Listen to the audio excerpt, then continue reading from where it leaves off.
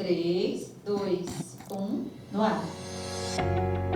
Olá, mais uma vez aqui estamos com o nosso programa Alinhando os Ponteiros.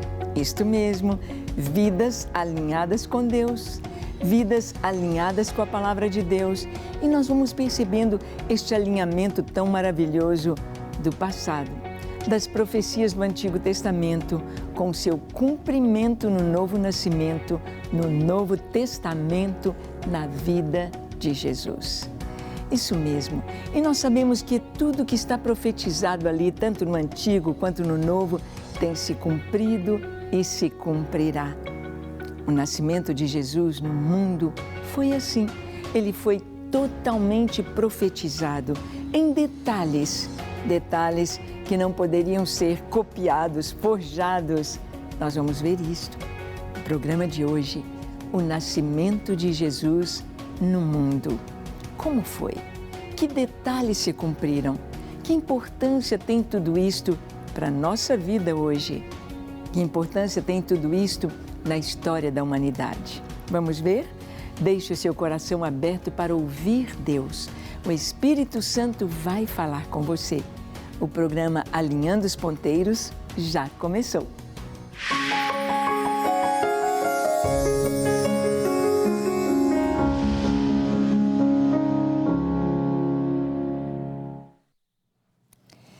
Muito bem, talvez você diga, eu sei de trás para frente a história do nascimento de Jesus. Eu sei contar tudo o que aconteceu. Que coisa boa que você sabe contar. Mas você sabe o significado de tudo isto?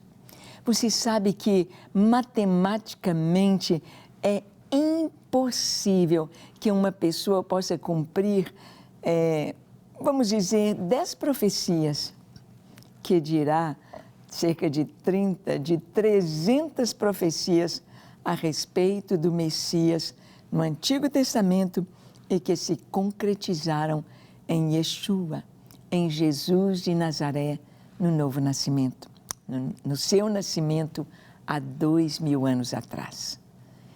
Sim, o nascimento de Jesus foi de uma maneira maravilhosa e cumprindo a palavra de Deus. Vamos ver o que está escrito em Mateus 1, de 18 a 25. Diz assim: Ora, o nascimento de Jesus Cristo foi assim. Estando Maria, sua mãe, desposada com José, sem que tivessem antes coabitado, achou-se grávida pelo Espírito Santo. Mas José, seu esposo, sendo justo e não a querendo infamar, resolveu deixá-la secretamente. Enquanto ponderava nestas coisas, eis que lhe apareceu em sonho um anjo do Senhor dizendo: José, filho de Davi, não temas receber Maria, tua mulher, porque o que nela foi gerado é do Espírito Santo. Ela dará à luz um filho e lhe porás o nome de Jesus, porque ele salvará o seu povo dos pecados deles. Ora, tudo isto aconteceu para que se cumprisse o que fora dito pelo Senhor por intermédio do profeta. Eis que a Virgem conceberá e dará à luz um filho, e ele será chamado pelo nome de Emanuel, que quer dizer Deus conosco. Despertado José do sono, fez como lhe ordenara o anjo do Senhor e recebeu sua mulher. Contudo, não a conheceu, enquanto ela não deu à luz um filho, a quem pôs o nome de Jesus. Esta é a linda história do nascimento de Jesus Cristo aqui na terra, aqui no mundo, aqui entre os homens. Jesus, o Filho de Deus que se fez carne, que se fez homem e habitou entre nós. O apóstolo João, ele começa o seu evangelho mostrando quem é Jesus antes da criação do mundo. João diz, no princípio era o Verbo estava com Deus e o Verbo era Deus. Ele estava no princípio com Deus, todas as coisas foram feitas por intermédio dele e sem ele, nada do que foi feito se fez.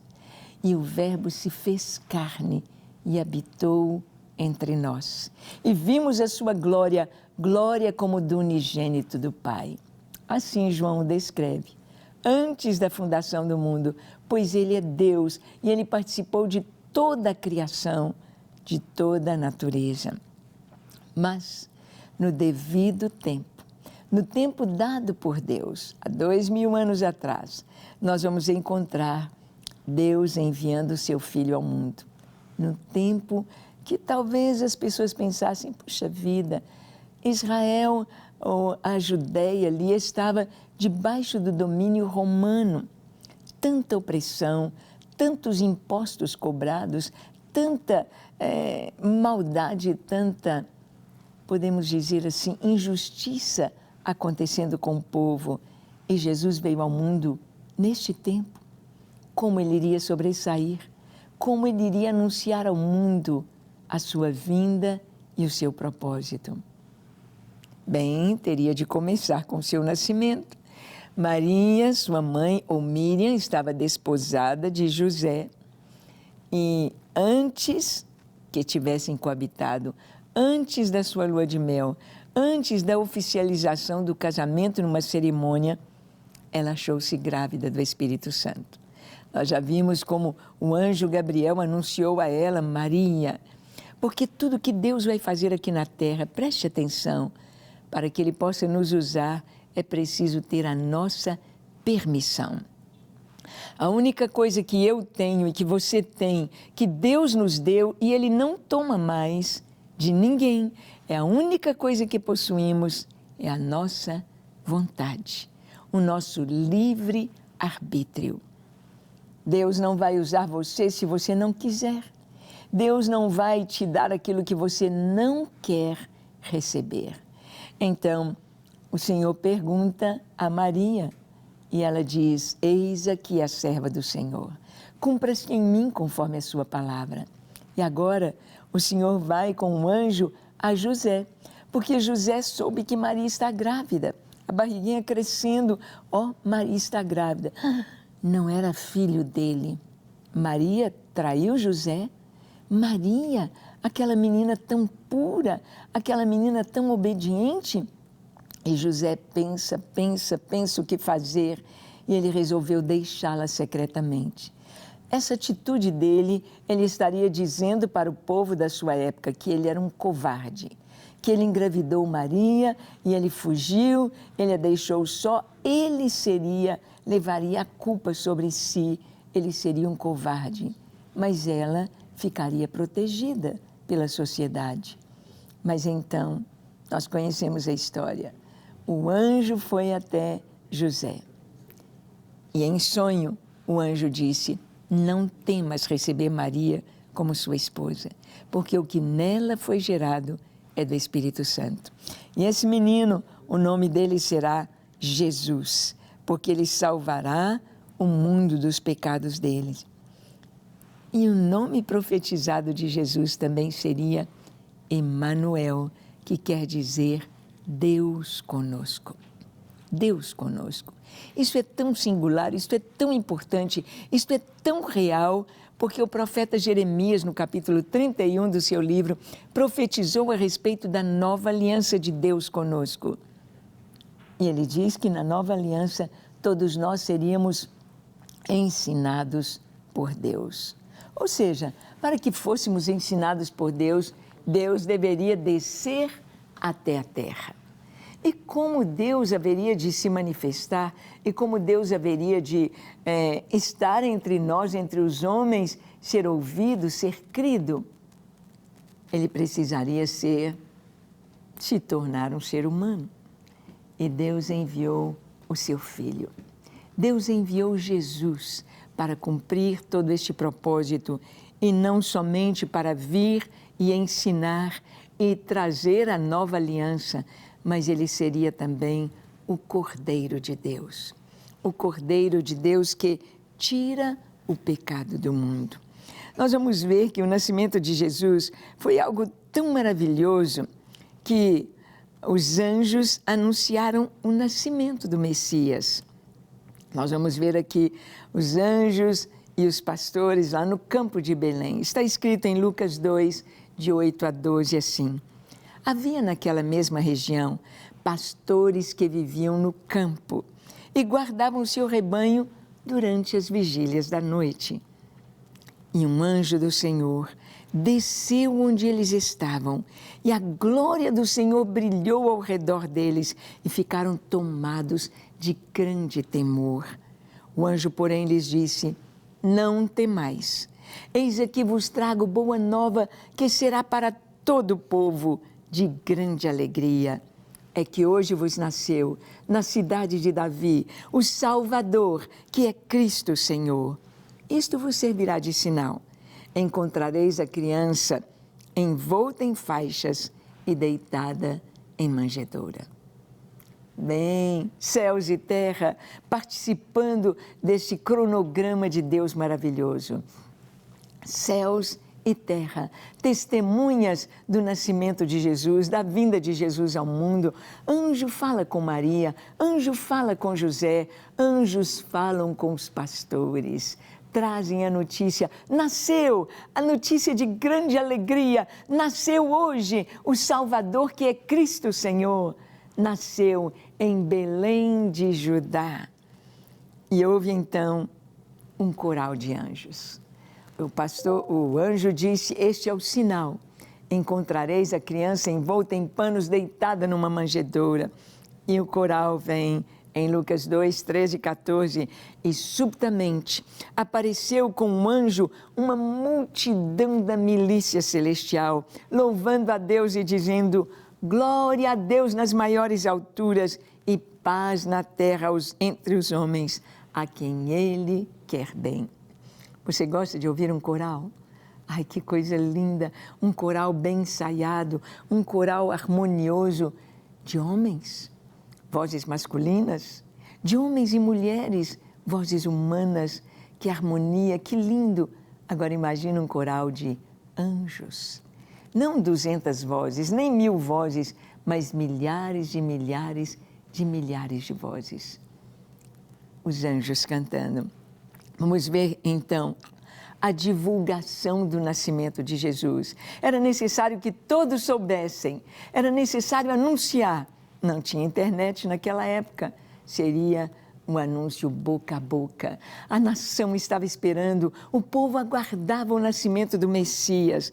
Lucas 2, de 15 a 20 diz: E ausentando-se deles os anjos para o céu, diziam os pastores uns aos outros: Vamos até Belém, vejamos os acontecimentos que o Senhor nos deu a conhecer.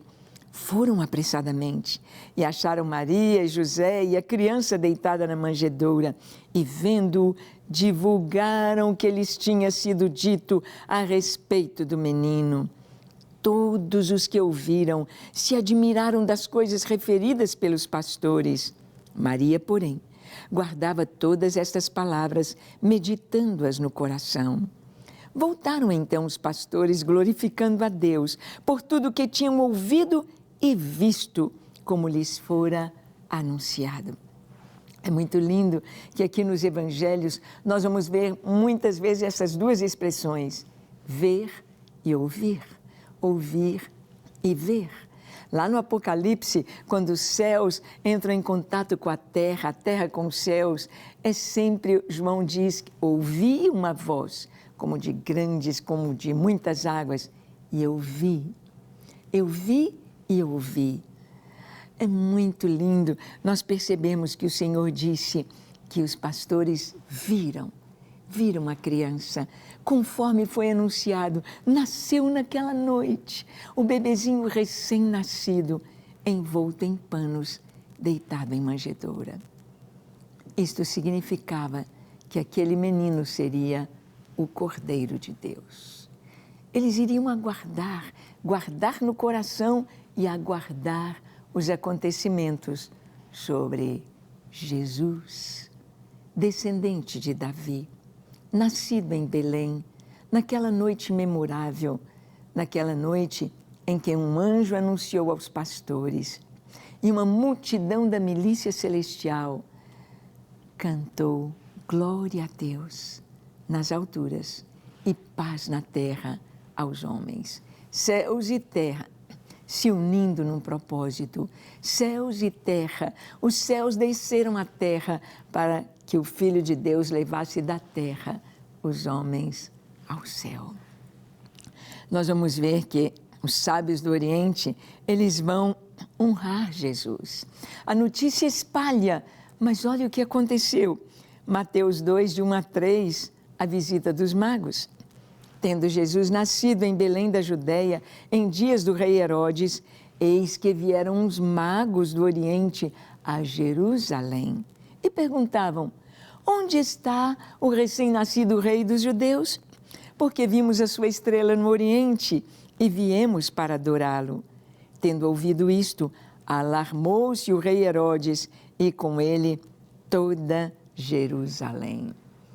Lá no Oriente, em outro país, uns magos, uns estudantes de astronomia, que naquela época a astronomia era importantíssima para a direção, para a comunicação, para o transporte nos barcos, no mar, na terra, para onde estavam indo, estudavam os astros, as estrelas, se orientavam pelas estrelas.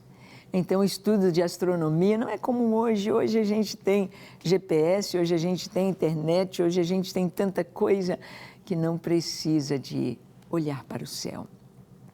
Mas eles olhavam e viram aquela estrela que anunciava, na constelação de Virgem, aquela estrela que anunciava a vinda do Rei Mundial, do Rei dos Reis, do Rei que haveria de governar sobre toda a terra, um judeu, o Rei dos judeus. E vieram. Então se cumpre a profecia sobre o lugar onde Jesus deveria nascer. Mateus 2, de 4 a 8, diz: então, convocando todos os principais sacerdotes e escribas do povo, indagava deles onde o Cristo deveria nascer. Em Belém da Judéia, responderam eles, porque assim está escrito, por intermédio do profeta: e tu, Belém, terra de Judá, não és de modo algum a menor entre as principais de Judá, porque de ti sairá o guia que há de apacentar o meu povo, Israel. Com isto, Herodes, tendo chamado secretamente os magos, inquiriu deles com precisão quanto ao tempo em que a estrela aparecera. E enviando-os a Belém, disse-lhes: ide informar-vos cuidadosamente a respeito do menino, e quando tiverdes encontrado, avisai-me, para eu também ir adorá-lo. Bem, Herodes estava interessado em saber quando este menino nasceu. Ele estava interessado em saber onde este menino nasceu. O rei Herodes era um megalomaníaco, era um grande administrador, sim, mas alguém que temia até os próprios filhos. Mandou matar os próprios filhos, inclusive a esposa que ele amava, com medo de perder o poder. Assim era Herodes. E ele então queria saber, é verdade? Porque ele não era judeu, ele era um idumeu, ele era da nação de Edom e estava ali acobertado, estava ali com a autoridade recebida do Império Romano. Então, Herodes queria saber quem era este menino, onde ele deveria nascer, há quanto tempo ele nascera, para que Herodes pudesse liquidá-lo, pudesse tirá-lo da sua frente. E inquiriu, mas olha, Deus livra Jesus da maldade do rei Herodes. Deus guarda. O plano de Deus se cumpre. O inimigo tenta de toda forma abortar os planos de Deus. O inimigo tenta perscrutar as Escrituras e saber o que Deus quer fazer. Ele tenta atrapalhar, mas não consegue, porque Deus é Deus. E olha o que a palavra nos diz. Como Deus livrou Jesus da maldade do rei Herodes. Mateus 2, de 9 a 12. Depois de ouvirem o rei, partiram, e eis que a estrela que viram no Oriente os precedia, até que chegando parou sobre onde o menino estava. E vendo eles a estrela, alegraram-se com grande e intenso júbilo. Entrando na casa, viram o menino com Maria, sua mãe. Já não era um bebezinho recém-nascido, porque a sua viagem, desde o aparecimento da estrela até chegar a Belém, levou dias, meses. O menino já estava grande. Prostrando-se, o adoraram e, abrindo seus tesouros, entregaram-lhe suas ofertas. Eles vinham visitar o rei, o recém-nascido rei. Ofertas, tesouros, ouro, incenso e mirra. Ouro simbolizando a divindade de Jesus. Incenso simbolizando o seu trabalho, o seu ofício sacerdotal, de intercessor. Mirra, predizendo o seu sofrimento como Cordeiro de Deus. Sendo por divina advertência prevenidos em sonho para não voltarem à presença de Herodes, os magos regressaram por outro caminho à sua terra. Deus livrou. E nós vamos ver no Salmo 22, sendo profetizado esse livramento. Deus livrando seu Filho, o Messias, de toda maldade. Nós vamos ver que houve profecia falando sobre o Messias regressando do Egito. O Antigo Testamento fala detalhes que ele nasceria em Belém. Nos fala que ele é o rei dos reis, o rei supremo. Olha a profecia em Mateus 2, de 13 a 15. Tendo eles partido, os magos, eis que apareceu um anjo do Senhor a José em sonho e disse: Dispõe-te, toma o menino e sua mãe e foge para o Egito e permanece lá até que eu te avise, porque Herodes há de procurar o menino para o matar. Dispondo-se ele, tomou de noite o menino e sua mãe, partiu para o Egito e lá ficou até a morte de Herodes, para que se cumprisse o que fora dito pelo Senhor por intermédio do profeta: do Egito chamei o meu filho. Olha só quantos detalhes, quantos detalhes. Primeiro, a notícia se espalha através dos pastores e do pessoal de Belém, a notícia se espalha de que nasceu o Messias. Nasceu o recém-nascido rei dos judeus, ali está em Belém. Depois disso, lá no Oriente, os magos veem uma estrela, aquela estrela que apareceu, aquela estrela ali da constelação de Virgem que mostrava que o Messias, o rei dos judeus, o governador do mundo, o rei dos reis, o senhor dos senhores, havia nascido. Eles vêm. A Bíblia não fala que eram reis e nem que eram três. As pessoas falam os três reis magos, né? Tem até os nomes, mas a Bíblia diz que eram uns magos do Oriente. Pode ter sido 5, 6, 7, mas eles deram 3 presentes. 3 presentes, ouro, incenso e mirra, profetizando a tríplice unção de Jesus como rei, profeta e sacerdote. E então, os magos voltam por outro caminho, não vão até a presença de Herodes. Deus livra Jesus, porque Herodes queria matá-lo. Foi assim quando Moisés nasceu, porque estava chegando o tempo que Deus havia falado: 400 anos vocês vão ficar no Egito. 400 anos estarão ali no Egito e depois eu os tirarei e os trarei para esta terra que mana leite e mel. Os trarei para esta terra dos patriarcas de Abraão, Isaque, Jacó, Canaã. Então, o rei, o faraó, manda matar, que os pais rejeitem seus filhos, manda matar os bebezinhos do sexo masculino que nascessem a partir daquela data, numa tentativa de eliminar o líder, eliminar o Salvador, eliminar aquele que seria o líder da nação de Israel para conduzi-los à terra prometida. Mas Deus livrou Moisés, Deus livrou o seu filho Jesus aqui de Herodes, porque é sempre assim. Antes do povo de Israel vir para a sua terra, Eretz Israel, o Estado de Israel, em 1948, veio a Segunda Guerra Mundial. Antes disso, com a morte de 6 milhões de judeus.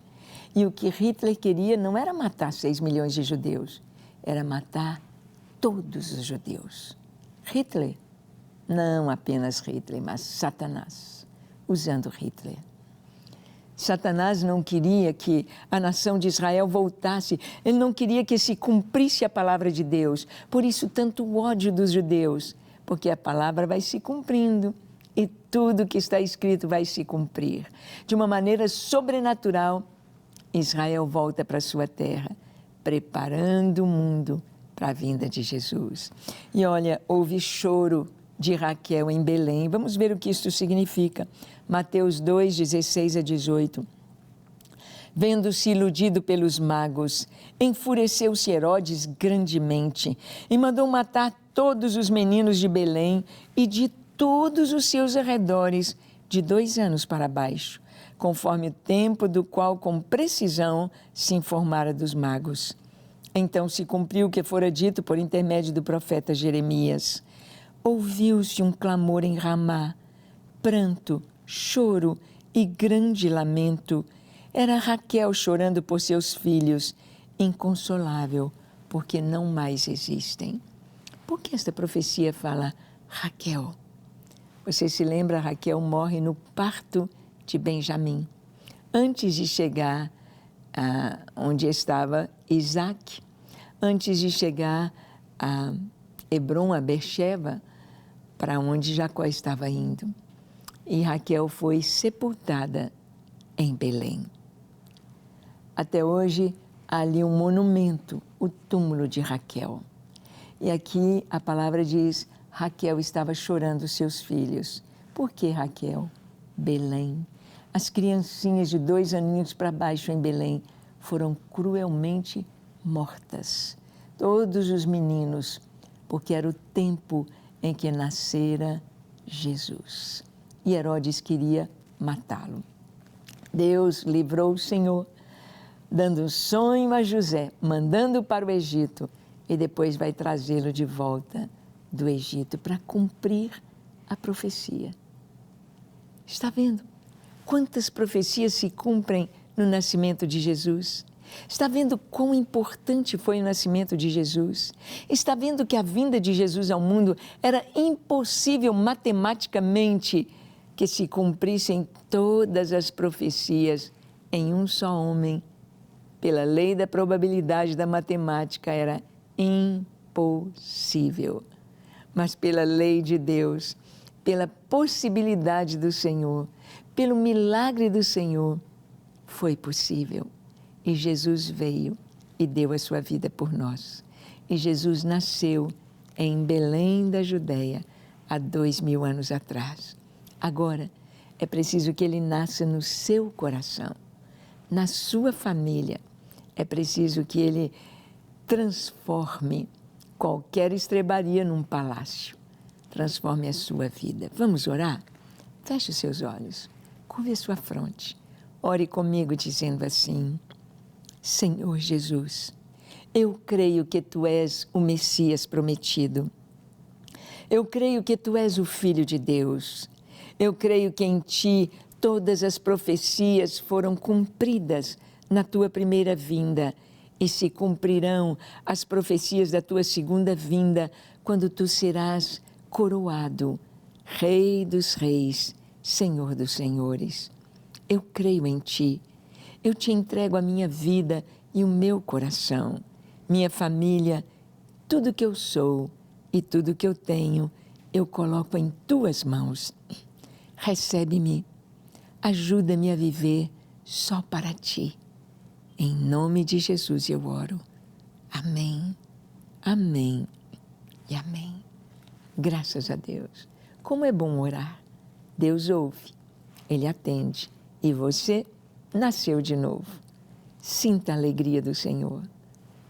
Que Ele te abençoe ricamente e te convido a estar conosco no próximo programa, quando aqui estaremos alinhando os ponteiros da nossa vida na vontade de Deus. estaremos aqui buscando e compartilhando a palavra de Deus com você. Deus te abençoe e até lá.